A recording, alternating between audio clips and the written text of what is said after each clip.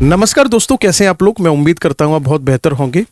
मैं अगर आपसे ये पूछूं कि समुद्र के जल का रंग कैसा होता है, आप तुरंत बोलोगे सर ये भी कोई पूछने की बात है, वो तो ऑब्वियसली नीले कलर का होता है। लेकिन आप सोचकर देखो, अचानक से कुछ ऐसा हो कि समुद्र का जल नीला न होकर के एकदम ब्लड कलर का यानी कि लाल रंग का दिखाई देने लगे, तो ये किसी चमत्कार से कम नहीं होगा। आज हम बात करने वाले हैं इस वीडियो में हाल ही में चर्चा में रहे ऐसे ही एक द्वीप के बारे में, जिसका पानी और जिसकी जमीन पूरी तरह से एकदम से लाल हो गई और वो पूरे विश्व में एक चर्चा का विषय बना।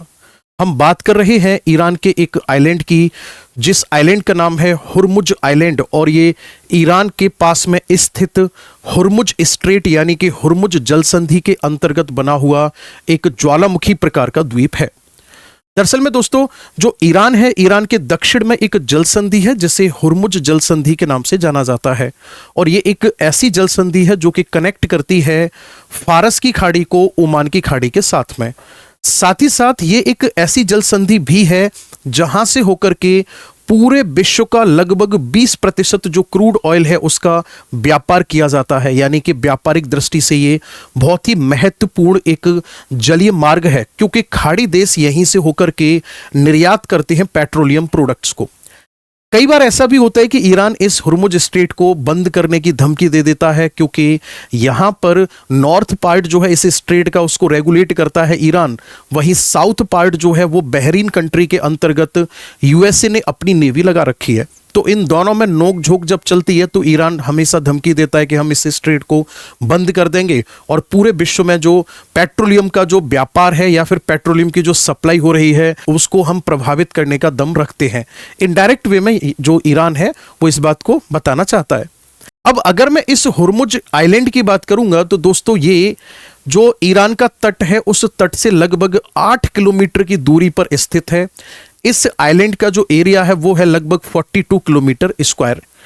42 किलोमीटर स्क्वायर एरिया में बसा हुआ ये एक ऐसा आइलैंड है जहां पर लगभग 70 प्रकार के मिनरल्स का डिपॉजिट पाया जाता है। यानी यहां पर टोटल अगर देखा जाए तो 70 प्रकार के यहां पर मिनरल्स जो हैं वो देखने को मिलते हैं।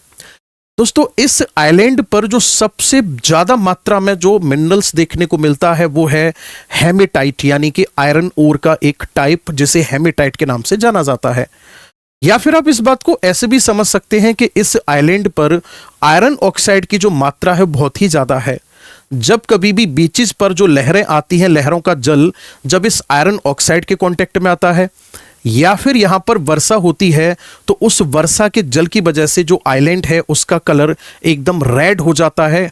रिसेंटली यहां पर रेनफॉल हुई, रेनफॉल होने के बाद में जो यहां के बीचेस थे वो एकदम पूरी तरह से रेड कलर में कन्वर्ट हो गए और जो अपने आप में काफी यूनिक दिखाई दे रहे हैं और यहां पर ये टूरिज्म को भी अट्रैक्ट करते हैं।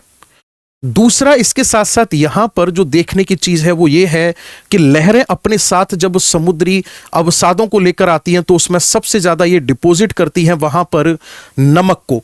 तो यहां पर नमक से बने हुए पहाड़ हैं और जब लहरें इनको लगातार एरोडेड कंडीशन पर लेकर आती हैं तो इससे वहां पर एक स्ट्रक्चर बनकर तैयार होता है और उस स्ट्रक्चर को, एक लहरनुमा जो स्ट्रक्चर बनकर तैयार हुआ, उसे कहा जाता है द गॉडेस ऑफ साल्ट, यानी कि नमक की देवी के रूप में भी जाना जाता है। तो जैसा कि मैंने बताया, इस आइलैंड पर आयरन ओर की मात्रा ज्यादा पाई जाती है और यहां की मिट्टी जो है वो रेड सॉइल है, यानी उसका रंग लाल है। इस मिट्टी को वहां की लोकल भाषा में गोलक कहा जाता है।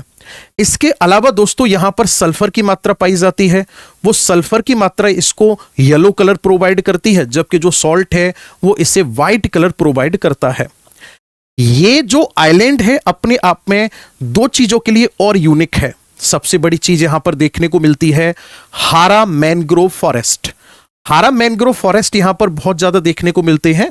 मैनग्रोव फॉरेस्ट वे वन होते हैं जो कि समुद्र के तटीय क्षेत्र में खास करके देखने को मिलते हैं और ये लहरों को रोकने में एक बैरियर का काम करते हैं, यानी कि ये तटों पर होने वाले अपरदन को कंट्रोल करते हैं।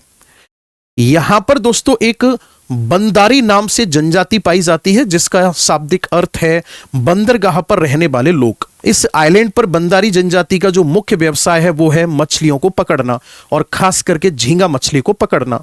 1507 की बात है, पुर्तगालियों ने यहां पर आक्रमण किया और आक्रमण करने वालों में जो व्यक्ति था वो था अल्बुकर्क। अल्बुकर्क ने इस आइलैंड पर अपना अधिकार कर लिया और एक फोर्ट बनाया, जिस फोर्ट का नाम है the fort of our lady of the conception. दोस्तों, यहां पर ऐसा कहा जाता है कि पुर्तगालियों ने बड़े स्तर पर अत्याचार किया।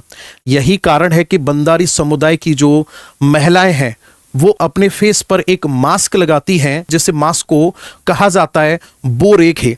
और ऐसा कहा जाता है कि इस मास्क का प्रचलन इसीलिए शुरू हुआ था कि जो आक्रमणकारियों की नजरों से सुंदर युवतियों को बचाने के उद्देश्य से इसका प्रचलन शुरू हुआ था। दोस्तों, इस इनक्रेडिबल आइलैंड को देखने के लिए दूर दराज के क्षेत्रों के लोग बहुत ज्यादा संख्या में आते हैं।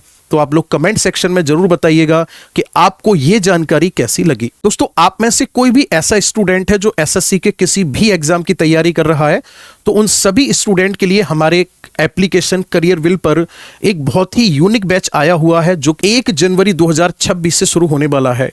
इस बैच की सबसे बड़ी खास बात यह है कि सिलेबस कंप्लीट होने के बाद भी आप लोगों को लगभग 2 साल की वैलिडिटी प्रोवाइड कराई जा रही है।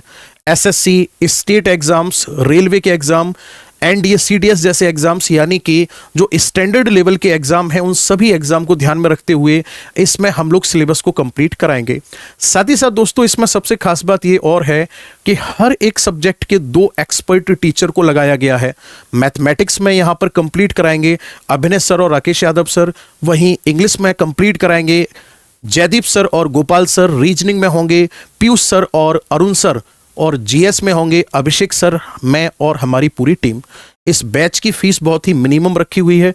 तो अगर आप अपनी तैयारी को बहुत बेहतर बनाना चाहते हैं, आप चाहते हैं कि 2026 में कुछ ऐसा हो जिससे कि आपका एकदम से जीवन ही बदल जाए, तो आपको तैयारी में कूदना पड़ेगा।